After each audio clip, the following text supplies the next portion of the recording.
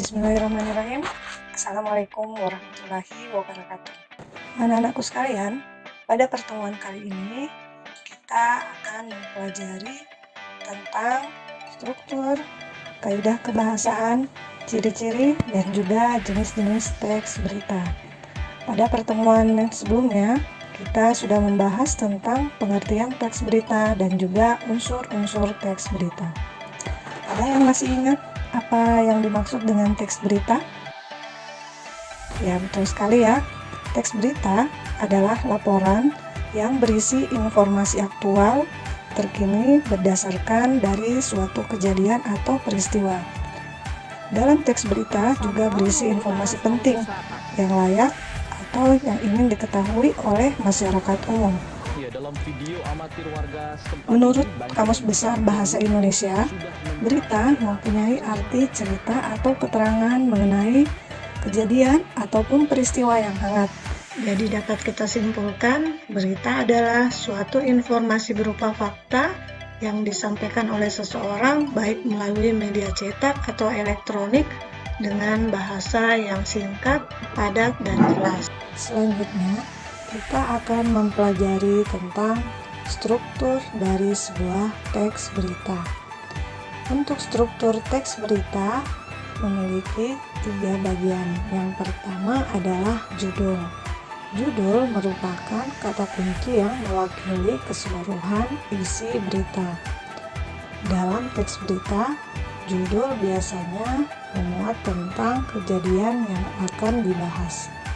Judul yang menarik akan memungkinkan pembaca tertarik terhadap berita yang disampaikan. Yang kedua, teras berita. Teras berita atau lead adalah bagian yang penting dalam sebuah berita. Biasanya terletak pada paragraf pertama dalam sebuah teks berita. Teras berita ini mencakup inti dari keseluruhan isi berita dan juga menjadi salah satu penentu bagi pembaca untuk melihat isi berita lebih lanjut. Yang ketiga adalah tubuh berita. Tubuh berita merupakan kelanjutan dari isi berita. Berita akan dibahas lebih rinci secara keseluruhan pada bagian ini.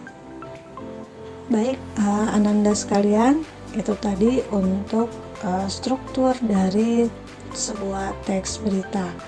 Selanjutnya, kita akan membahas tentang ciri kebahasaan dari sebuah teks berita.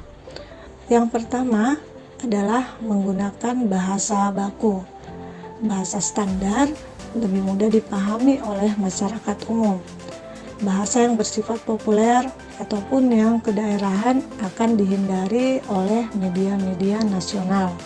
Selanjutnya, untuk ciri kebahasaan yang kedua adalah menggunakan kalimat langsung. Kalimat langsung ditandai oleh tanda petik ganda dan disertai keterangan penyertanya. Penggunaan kalimat langsung terkait dengan pengutipan dari pernyataan-pernyataan narasumber. Contohnya, bantuan sudah ada, tegasnya. Berikutnya menggunakan konjungsi bahwa. Konjungsi bahwa berfungsi sebagai penerang kata yang diikutinya.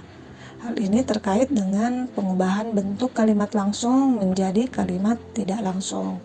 Contohnya, Astrid menyatakan bahwa ibunya pingsan karena lelah. Ciri kebahasaan yang keempat adalah menggunakan kata kerja mental. Kata kerja mental berkaitan dengan kegiatan dari hasil sebuah pemikiran. Kata-kata yang dimaksud antara lain memikirkan, membayangkan, berasumsi, berkesimpulan, dan sebagainya.